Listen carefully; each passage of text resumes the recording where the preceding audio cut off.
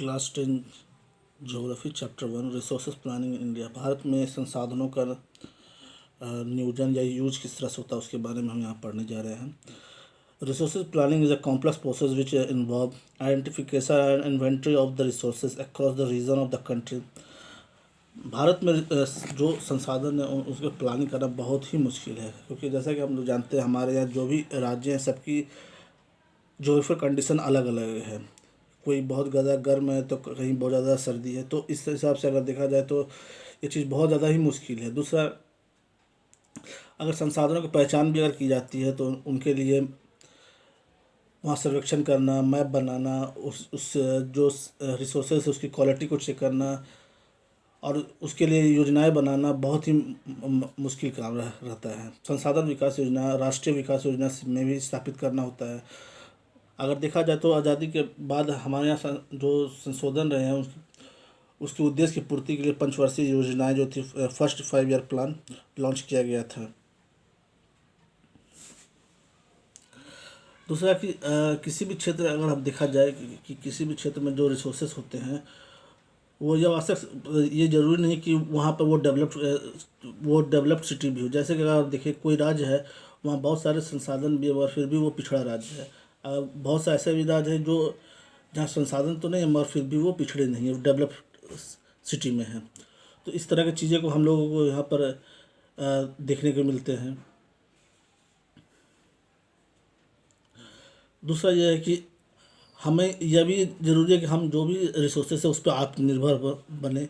इसके लिए जैसे कि बहुत से संसाधनों के अत्यधिक, इसके लिए ज़रूरी है कि जो संसाधन है उसका सही से उपयोग हो। अगर तो ये ज़रूरी है कि जो भी संसाधन उसका सही से उपयोग किया जाए। जैसा कि कॉलोनिज्म पीरियड में हम लोग देखा है कि जो बाहरी आए वो यहाँ के रिसोर्सेज से ही देखकर यहाँ पर उन्होंने यहाँ पर आए और उन्होंने यहाँ के रिसोर्सेज का बहुत ही अच्छे से यूज़ किया। जितना हम उसे यूज़ नहीं कर सके उन लोगों ने यहाँ के रिसोर्सेज को बहुत ही बेहतर तरीके से यूज़ किया। इन रिसोर्सेज के यूज के लिए उन्होंने बहुत सारे टेक्नोलॉजी को भी सामने लेके आए ताकि ज़्यादा से ज़्यादा इन रिसोर्सेज का यूज वो कर सकें। भारत में विकास सामने देखा जाए तो संसाधन विकास लोगों के मुख्य संसाधनों की उपलब्धता पर आधारित नहीं है, बल्कि यह टेक्नोलॉजी, मानव संसाधन, गुणवत्ता और ऐतिहासिक अनुभव का भी योगदान रहा है। अब नेक्स्ट टॉपिक जो है कंजर्वेशन ऑफ रिसोर्सेस, यानी कि संसाधनों का संरक्षण। जैसा कि हम जानते हैं संसाधन किसी भी तरह की उनकी महत्वपूर्ण भूमिका निभाते हैं। अगर ये सही तरीके से इनका यूज नहीं किया गया तो आने वाले समय में हम सिर्फ इसके बारे में पढ़ सकते हैं या सुन सकते हैं किसी से। सो इसलिए इन सब चीज़ों को बचाना, इनका कंजर्व करना बहुत ही ज़रूरी है। इन सब समस्याओं के बचाव के लिए विभिन्न स्तरों के संसाधनों का संरक्षण आवश्यक है।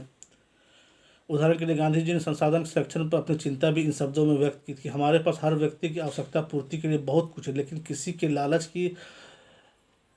के लिए, संतुष्टि के लिए नहीं है। अर्थात हमारे पास पेट भरने के लिए बहुत है, लेकिन पेट ही भरने के लिए नहीं है। इसके अनुसार विश्व में जो संसाधन ह्रास है, जो लालची और स्वार्थी व्यक्ति आधुनिक प्रौद्योगिकी से जो शोषण हो रहा है वो इसके लिए जिम्मेदार। वे अत्यधिक उत्पादन कर रहे हैं और चीज़ों को जो जिनका हक है उनसे भी वो छीन रहे हैं, और जो चीज़ें हैं वो चंद समुदाय द्वारा उत्पादन के को न मिलकर कहीं और चला जाता है।